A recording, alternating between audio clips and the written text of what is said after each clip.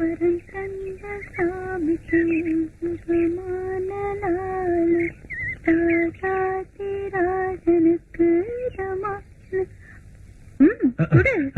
பாடினதை கேட்டோன்னே நான் எல்லாத்தையும் மறந்துட்டேன் சின்னம்மா.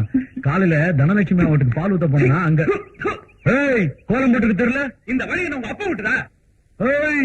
என்ன ஜோக் அடிக்கிறியா? மூஞ்சி நசிங்கிட்டோம். நீ ரொம்ப பேசுற. என் மூஞ்சி என்ன சாணி மாதிரியா இருக்கு? மறுபடியும் ஜோக் அடிக்கிறியா? இந்த வாட்டி நிஜமா மூஞ்சி பேந்துரும். அம்மா சொன்னதுனால உன்னை விடுறேன். நான் ஒரு ஆம்பளை பேச கேட்டு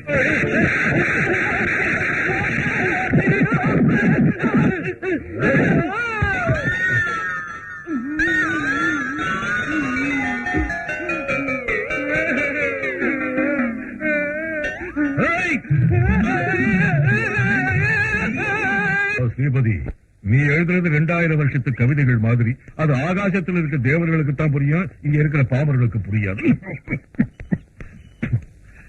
அதோட இப்ப எல்லாம் ஜனங்கள் விரும்புறது ஆபாசத்தை தான், தெய்வீகத்தை இல்ல. பொண்ணுங்களை அங்கமா வர்ணிச்சு எழுதுனா ஏதோ 4 காசு சம்பாதிக்கலாம். அதை விட்டுட்டு அம்மனையும் கோயிலையும் வர்ணிச்சு எழுதுனா எவனுக்கு விளங்கும்? கோபம் வந்து இந்த மூக்கு மேல இருக்கிற கோபம் தான் என் உத்தியோகத்தை பறிச்சிருச்சு. இது இல்லாம இருந்திருந்தா கை நிறைய வருமானம் வந்திருக்கும், உன் முகத்துல இருக்கிற சோகக்களையும் மாறி இருக்கும். நீங்க தகவல் அனுப்புறதுனால வந்தேனே தவிர உங்க அறிவுரை கேட்க வரலங்கிறீங்க. கண்டிப்பா நீங்க உலகத்துக்கே அறிவுரை சொல்ற ஒரு ஆச்சரியம். பாருங்க ஸ்ரீபதி, உங்க புஸ்தகம் எல்லாம் அச்சல ஏறதுக்கு தேவையான எல்லா உதவிகளையும் நான் பண்றேன். அதுக்கு பிரதிபலனா இதுக்கு மேல என்னுடைய பெரிய கலர் போட்டோவை நான் போட்டுக்குவேன். இதை நீங்க எனக்கு எழுதி கொடுத்துடணும். அவசரப்படாதீங்க. அப்படி நீங்க செஞ்சீங்கன்னா உங்க கவிதை எல்லாம் விலை போற மாதிரி நான் ஏற்பாடு செய்யணும். சொல்லுங்க. அதுக்குதான் வர்றேன். இருடி. ஒண்ணுமில்ல ஸ்ரீபதி சார், என் வீட்டுக்காரி பெண்கள் பாரதம்னு ஒரு நாவல் எழுதி இருக்கா. அப்போ ரொம்ப பிரமாதமான நாவலுங்க. அதை விக்கிறப்போ இதையும் சேர்த்தே வித்துடலாம். அதை வாங்க நினைக்கிறவங்க இதையும் வாங்கித்தானே ஆகணும். என்ன சொல்றீங்க? என்னத்த சொல்றது? ஆபாச புத்தகம் எழுதி பணம் சம்பாதிக்கிறவங்க மத்தியில வறுமைக்காக கவிதைகளை விற்க வந்துட்டேனேன்னு சந்தோஷப்பட சொல்றீங்களா? பிரிய தமிழில அருமையான கவிதைகளை தந்த தேசத்துல காசுக்காக சோரம் போடுறவங்களை நினைச்சு சந்தோஷப்பட சொல்றீங்களா? என்ன பண்ண சொல்றீங்க? வருது கோபம் வருது. வரும் ராசையா. தாயை திட்டா பிள்ளை கோபம் வராம இருக்காது. மன்னிச்சிடுங்க. என் கவிதைகளை உங்களுக்கு தர முடியாது. இந்த ஜென்மத்துல நீ புத்தகம் போட முடியாது. போட முடியலனாலும் பரவாயில்லைங்க. என் உடம்புல உயிர் இருக்கு, என் ரத்தத்துல இன்னும் பலம் இருக்கு. இன்னைக்கு எழுதுவேன். என் உயிரே போனாலும் சமுதாயம் கெட்டு போறதுக்கு நான் விட மாட்டேன். என் எழுத்த ஆபாச புத்தகங்களுக்கு எதிராக பிள்ளைங்க படிக்கிற பாட புத்தகங்களோட சேர்த்து இன்னைக்கே கொடுத்துருவேன். வார்த்தைக்கு வார்த்தை தாய்ப்பாலுக்கு சமமா இருக்கிற தமிழ் கவிதையை இலவசமா கொடுக்க போறேன். இதுதான் உன் முடிவா? இது என் உயிர் மூச்சுன்னு கூட சொல்லுவேன். பாரதிக்கு தாசனா அந்த புரட்சி கவி பாரதிதாசன் இருந்தானே, எங்கள் வாழ்வும் எங்கள் வளமும் மங்காத தமிழ் என்று முழங்கு சங்கேன உணர்ச்சியோடு பாடின அந்த புரட்சி கவியை மதிக்கிறவனா? வந்துட்டேன். வாங்க வாங்க வாங்க. வண்டி ஸ்டாண்ட் போட வாங்க வாங்க.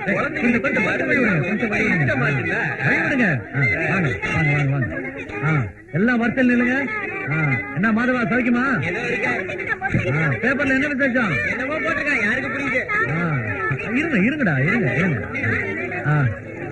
புறா இருங்கடா இருங்க எல்லாருக்கும் தரணும் இல்ல. இருங்க.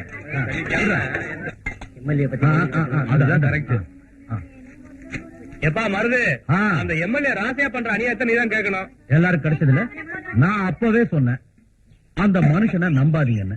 ஆஸ்பத்திரி கட்டித்தரேன்னதும் எல்லாரும் பின்னாடி போனீங்க. விஷயம் கைக்கு வந்தோன்னு உங்க எல்லாரையும் அவன் ஏமாத்திட்டான். அதானே? எப்படி மருது, இந்த கதை வேறப்பா. என்ன? பள்ளிக்கூடம் கட்டுறதா எல்லாத்தையும் பணம் வசூல் பண்ணிட்டான். 6 வருஷங்கள் ஆளுக்கு என்ன ஆச்சு ஏதாச்சுன்னு கேட்டுக்கிட்டு இருக்கோம். இது வரைக்கும் ஒரு வார்த்தை கூட பேச மாட்டேங்கிறான். தினம் குழந்தைங்க அழுது புலம்புது. தினமும் 4 கிலோமீட்டர் நடந்து போயிட்டு வருதுன்னா எவ்வளவு கஷ்டம். அதனாலதான் சொல்றோம், ராசையா கிட்ட நீ தான் பேசி ஆகணும். ஆமா வருது, நம்ம கூட்டத்திலே நீதான் தைரியசாலி. இந்த பிரச்சனையை நீதான் கேட்கணும்.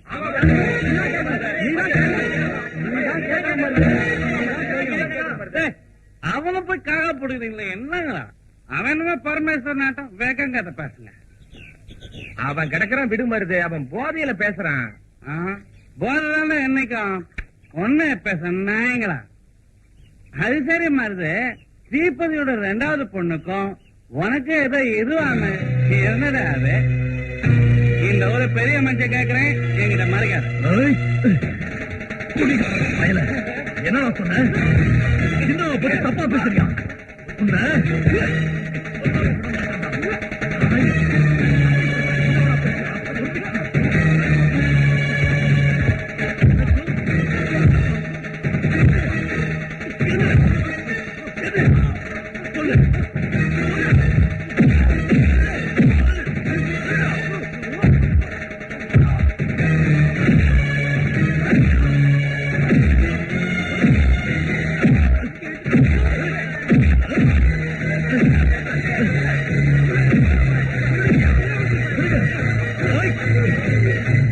தெரு பொறுக்கி பாருங்க, தப்பா பேசிட்டு போறேன். அதான் பார்த்தமே நாய.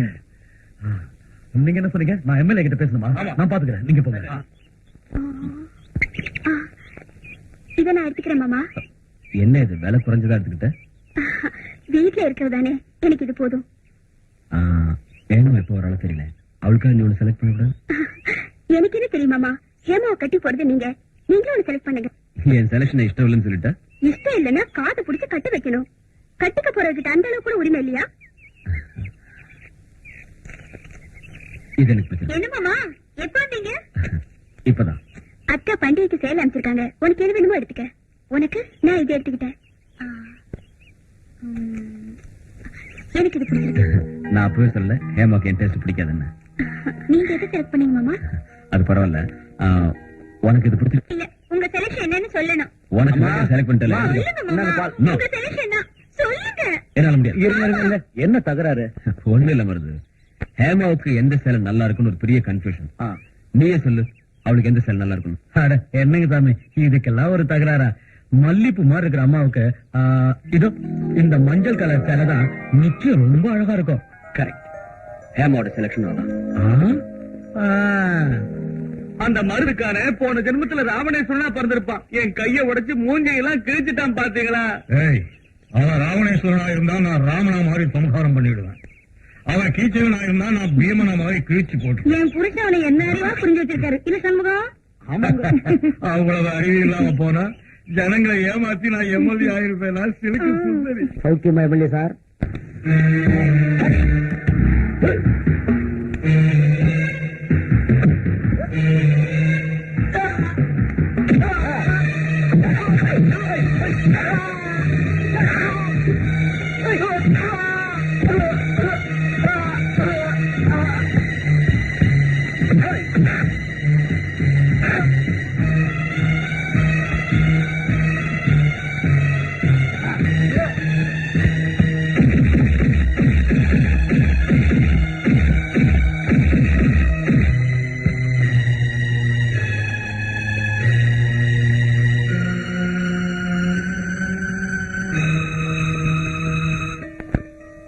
நல்லா பாருமா, பாரு. எனக்கு பிடிச்சிருக்கான். சுபம், பிள்ளைக்கு பொண்ணை பிடிச்சு போச்சுன்னா நம்ம இதை கொடுக்கறாங்க. சாமி, பையனுக்கு பொண்ணை பிடிச்சிருக்குன்னு சொல்லிட்டாரு, இப்ப பொண்ணுக்கு பையனை பிடிச்சிருக்கான்னு சொல்ல வேண்டாமா? ஆளை பாருங்க. கையில மாட்டு நிறுத்தி வியாபாரம் பேசுற மாதிரி என்ன உட்கார வச்சு வியாபாரம் பேசுறது எனக்கு பிடிக்கல டாடி. நான் வெளியே நிக்கிறேன், நீங்க பேசிட்டு வாங்க. என் பையன் சின்ன பிள்ளைல இருந்து இப்படிதாங்க, கொஞ்சம் மனசாட்சி உள்ள பையன். நாமெல்லாம் அப்படியா? தப்புன்னு தெரிஞ்சு சில கடமைகளை நிறைவேற்றதுக்காக பிரச்சனைகளை பேசிக்கிறது தப்பு இல்லைங்கிறேன். என்ன சொல்றீங்க சம்பந்தி? அதெல்லாம் எதுக்குங்க? உங்க மனசுல இருக்கிறத சுத்தி வளைக்காம எங்ககிட்ட சொல்லுங்க. ஒரு 50,000 கிடைச்சா கடன் வாங்காம முடிச்சிடலாம். சரிதான் மச்சினரே, இந்த சம்பந்தம் எனக்கு பிடிச்சிருக்கு. முகூர்த்தத்தை சீக்கிரம் வச்சுக்க. வாங்க. வணக்கங்க. கவனிச்சியாடி, 50,000 ரூபாய் வரச்சினதரேன்னு ஒரு செகண்ட் கூட யோசிக்காம ஓகே பண்ணிட்டாரு உங்க அண்ணன். இதோட நினைச்சா கல்யாணம் ஆகட்டும், ஸ்கூட்டரை கொண்டா, கட்டில கொண்டா, தொட்டில கொண்டா, அதை கொண்டான்னு இன்னும் 50,000 ரூபாய்க்கு மேல இழுத்து விட்டு போறானுங்க. கொஞ்சம் செலவு பண்றது தப்பு இல்லைங்க, நல்ல சம்பந்தம் வரும்போது. பணத்தை பத்தி கவலைப்படாதீங்க, இந்த வீட்டை விற்க போறேன். சும்மா தானே சொல்றீங்க? இல்ல மருது, உண்மையத்தான் சொல்றேன். தாத்தா காலத்து வீடு, இந்த வீட்டை விற்க போறீங்களா? ஆவும் மச்சான், பையன் நல்லவனா இருக்கான், பெற்றவங்களும் அப்படித்தான். அவங்களும் அப்படி ஒண்ணும் பெருசா கேட்டு இல்லையம்மா, நியாயமா தான் கேட்டாங்க. ஏன் நாளைக்கு நீங்க மட்டும் கேட்க மாட்டீங்களா? அப்படி கேட்கலன்னா என் கடமையை நான் செய்யணும் இல்லையா? அதனால்தான் நான் இந்த முடிவுக்கு வந்தேன். இது நான் பிறந்து வளர்ந்த வீடு. இதை வைக்கிறதுக்காக நான் வருத்தப்பட்டாலும் என் பொண்ணுடைய வாழ்க்கை பிரச்சனையாச்சே, அதை நினைச்சு சந்தோஷப்படுறேன். என் கவிதைகளை புஸ்தகமா போடுறீங்களா? நிச்சயமா சாமி. என் புருஷன் எவ்வளவோ சொத்துக்களை எனக்காக விட்டுட்டு போயிருக்காரு. அனுபவிக்கிறதுக்கு நானும் என் பேரனும் மட்டும்தான் இருக்கும். அந்த பணத்தை இந்த மாதிரி புண்ணிய காரியங்களுக்கு பயன்படுத்தினா இந்த ஜென்மத்துக்கு ஒரு சாந்தி கிடைக்கும். பெரியமா என்னங்க என்னமோ ஜென்மம் ஜென்மங்கிறாங்க? எங்க அப்பாவோட கவிதைகளை எல்லாம் இந்த பெரியம்மா புஸ்தகமா போட போறாங்களாம். இத பாருங்களேன், என்ன சூப்பர் வார்த்தைங்க இது. ஒண்ணு சொல்லுங்க சாமி, இந்த ராமாயணம் மகாபாரதம் மட்டும் ஜம்முன்னு விற்க உங்க புஸ்தகம் எல்லாம். ஆனா இதையெல்லாம் புஸ்தகமா போறதுல உங்களுக்கு பெருசா ஒண்ணும் வருமானம் வர போறது இல்லையே. எனக்கு பைசா வருமானம் வராம போனாலும் பரவாயில்லப்பா. ஒரு மகாகவி எழுதின அபூர்வமான கவிதைகள் வெளியே வரணும். நீங்க யாரு, உங்க திறமை என்னங்கிறது இந்த உலகத்துக்கு தெரியணும். என்ன வருது? லட்சத்துல ஒரு வார்த்தை கேட்ட மாதிரி இருக்கீங்க. அம்மா யோசனை பண்ணாதீங்க, மேற்கொண்டு கொஞ்சம் போட்டு கொடுத்தீங்கன்னா இன்னைக்கே அந்த வியாபாரம் முடிஞ்சு போயிருங்க. வருது. வியாபாரம் நடத்துறதுக்கும் மேற்கொண்டு போட்டு கொடுன்னு கேட்கறதுக்கும் இது என்ன சந்தையில மாடு விக்கிற மாதிரி நினைச்சியா? என்ன கேவலப்படுத்துறேன். இல்லைங்க சாமி, இப்போ ஆடு மாடு மத்தியில காப்பு நடத்துறேன். அறிவு கட்டு நடத்திக்கிட்டேன். தப்புதான். மருத எதுவும் தப்பா சொல்லலையே ஸ்ரீபதி சார். உங்களுக்கு எவ்வளவோ செய்ய வேண்டியது என் கடமை தர்மம். இப்போதைக்கு இந்த 50,000 வாங்கிக்கங்க சாமி. இப்ப எதுக்கம்மா? புத்தகமா வந்ததுக்கு அப்புறம் மொத்தமா வாங்கிக்கிறேன். இருக்கட்டும் சாமி, பெரிய பொண்ணுக்கு கல்யாணம்னு கூட கேள்விப்பட்டேன். அதுக்காவது உதவியா இருக்கும். பெரியம்மா வார்த்தையை தட்டாதீங்க சாமி, வாங்கிக்கங்க. நமக்கு ரொம்ப தேவைகள் இருக்கு.